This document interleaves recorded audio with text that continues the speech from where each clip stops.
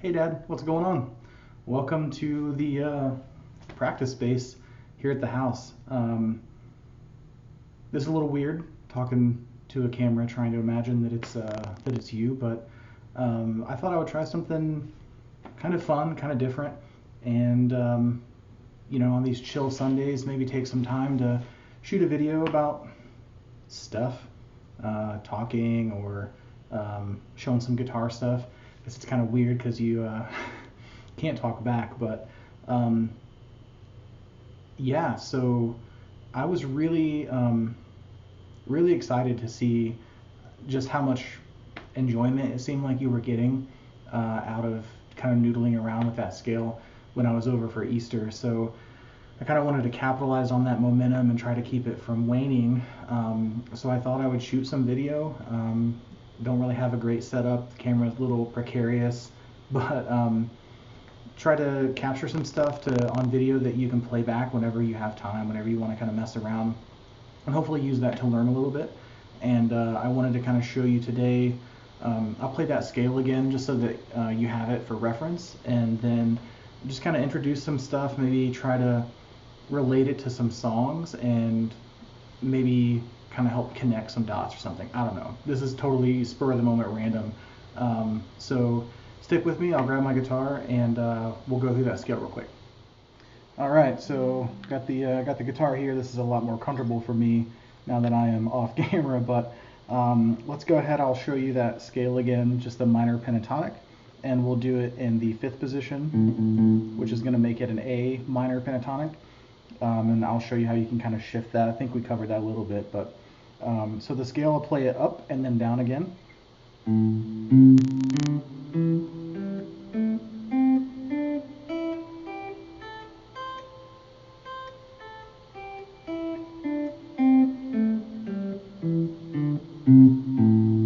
Okay, and that's just 5/8, 5/7, 5/7, 5/7, 5/8, 5/8, and then back up.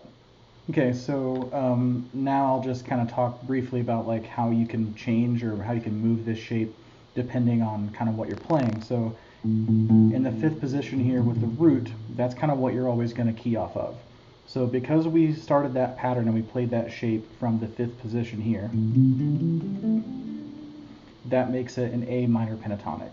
The important notes in that are the root notes. So obviously, your 5th here, that's your A. And then if you go down 2 strings and then up 2 strings, that's also an A.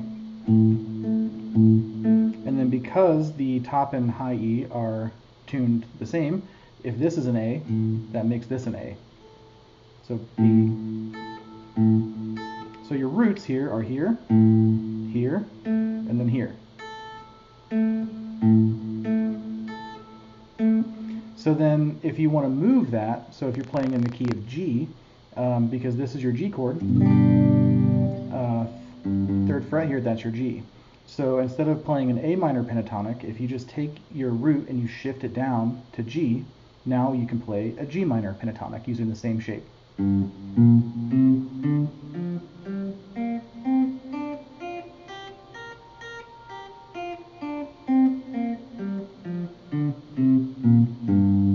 Just like that. And then if you were in B, you could shift it up here to the 7th, and now you can play a B. Oops. So that would be a B minor pentatonic, just the top half here. So yeah, I guess the really important thing is if you can just kind of use your frets as kind of landmarks or whatever, if you will, you can use that to key and always be able to play something, just noodle around or come up with some licks or something like that, depending on kind of the chords that are going on underneath. So this is your G, and then your A, then your B. So remember, there's no sharps and flats between B and C and E and F. So if this is our B here on the 7th fret, this here on the 9th fret, that's not a C, that's actually C sharp, because there's no sharps and flats. So it goes G, A, B, C. So you can check that If your C chord is here, here's your root with your ring finger. So you can check that by hitting this, C, C. Okay, so you got G, A, B, only a half step for C because there's no sharps and flats between B and C, C, and then D is going to be 2 frets again, D, and then what do you know, we're back up to the 12th, which is E, the octave. Make sense? And then you can just kind of fill everything else in. So just to kind of walk you up the neck, starting from the open, you've got the E. I'm tuned into standard right now. This would be F. And then you got F sharp or G flat. Then you got G, G sharp or A flat, A sharp or B flat, right? Then you got your B, no sharps and flats, so this one is a C. Then your 9th fret is C sharp or D flat, then D. 11th fret will be D sharp or E flat, and then your E. And then everything from the 1st fret to the 12th just repeats up the neck. Easy peasy. Okay, so the first song that I wanted to take a look at was Shelter Me by Tab Benoit.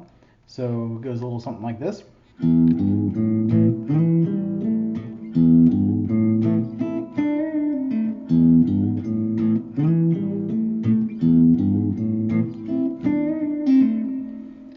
Pretty sloppy, but I guess I didn't give the disclaimer, mistakes are free of charge in here, so we'll just move right along.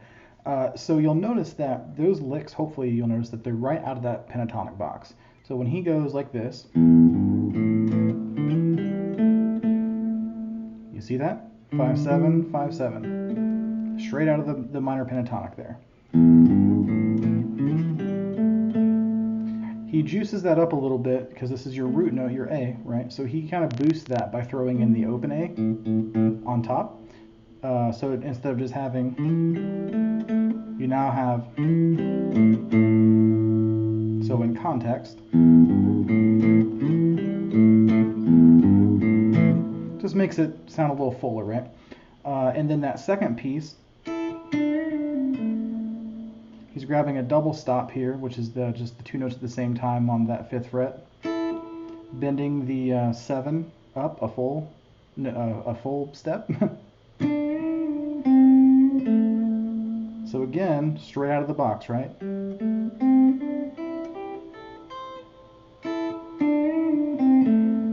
He's just running it straight down.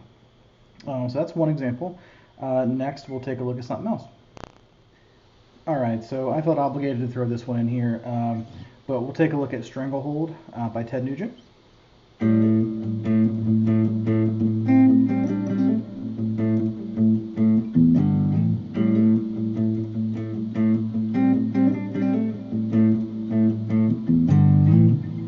Again, a little sloppy, but he's staying right in that box.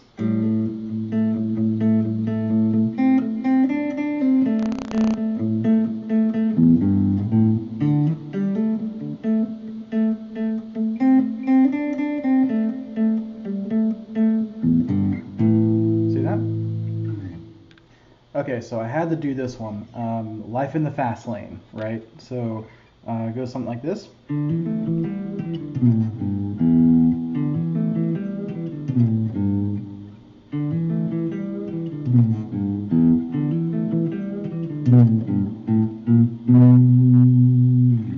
Okay, so we shifted a little bit out of position to go down here and grab that G note. But the only thing that they're playing that's not straight out of that scale is this A sharp or B flat. And that's just to kind of doing a chromatic thing to bring it home, right? It's like, and that sets you up nicely to repeat that pattern.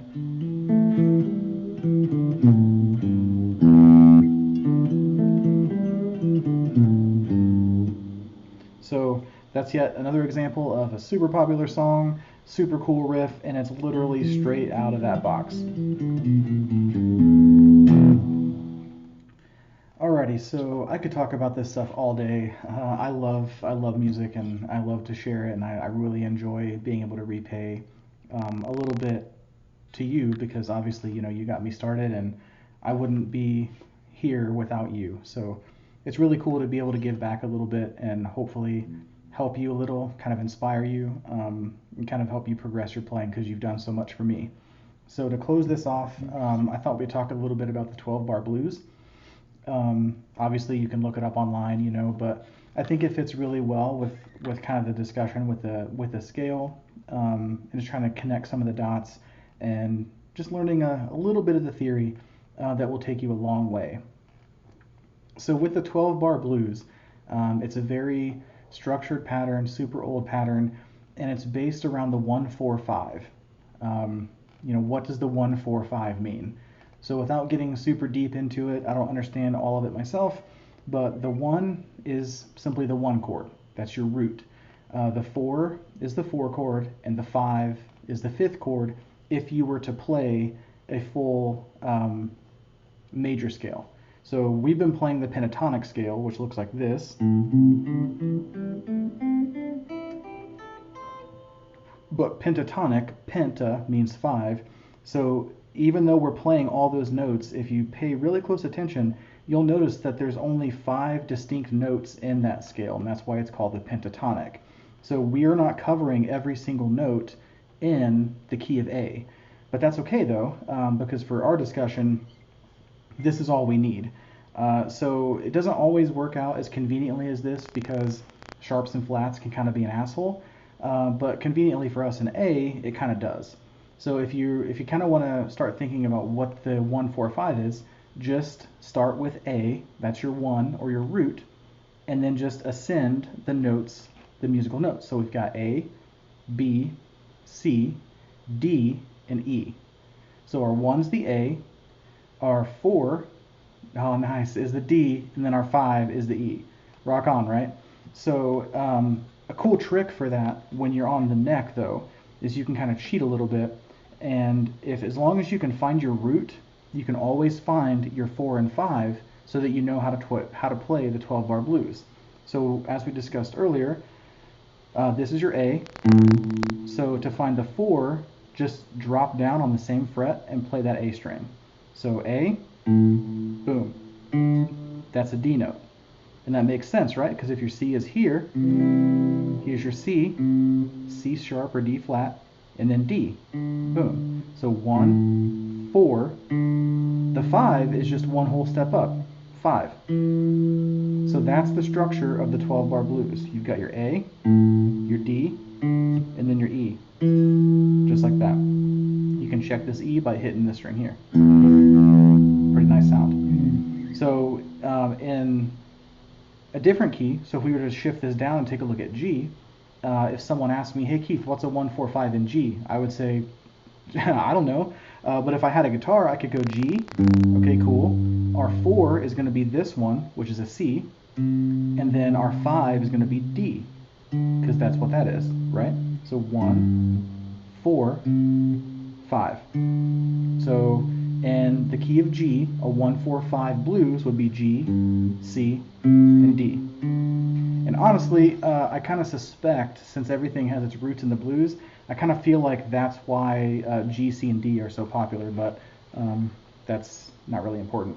So to kind of put this into context with a lot of things that we do, a lot of our most fun jams, at least for me, have been down here, where we do something like this.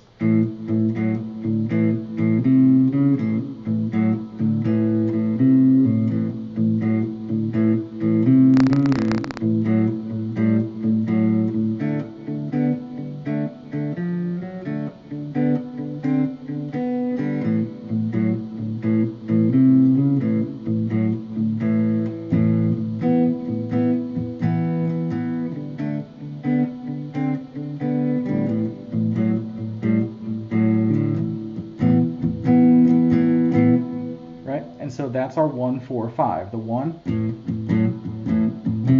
the 4,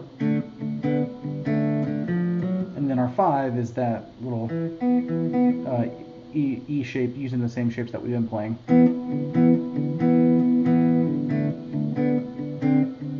Back to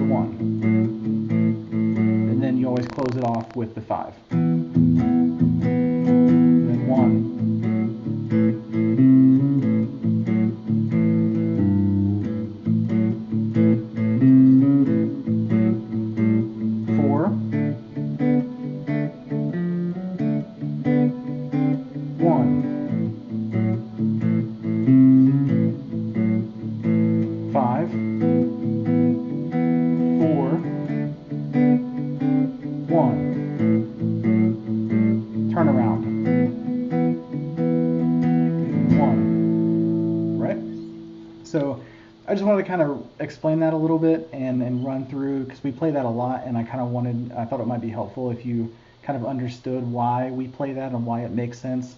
And then if you shift up, when I was playing like the Johnny B. Good thing, this, again, notice we're on that 5th fret again, we're on that A. So this is the same chord as this, it's just a different voicing of it. And I'm doing the same thing to play the blues in this sort of pattern, where you're playing the chords with your root with your index finger, and then your middle finger here playing that 5th note here, and then you're just adding that pinky on top on the A string. That's the same thing as. So just to kind of show you that pattern really quickly, with this sort of shape, instead of this shape down here that we typically play, it would be something like this.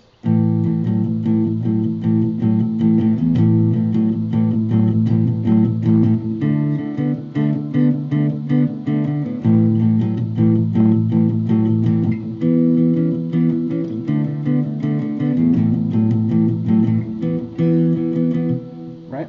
And that's the same notes. We've got our A, we've got our D, and then we've got our E. So these, that's the same thing as this. Make sense? Cool. Alright, well, that's that. I have no idea if this is going to be worthwhile to post after I edit all these clips together. I have no clue how the audio is going to be, if it's going to be loud enough, can you hear the guitar. Just got a really simple setup going on right now. But if it does turn out and you do watch it and it's helpful, then that's all that matters, right? So just a quick video for you, Dad. I miss you. I love you. Take care.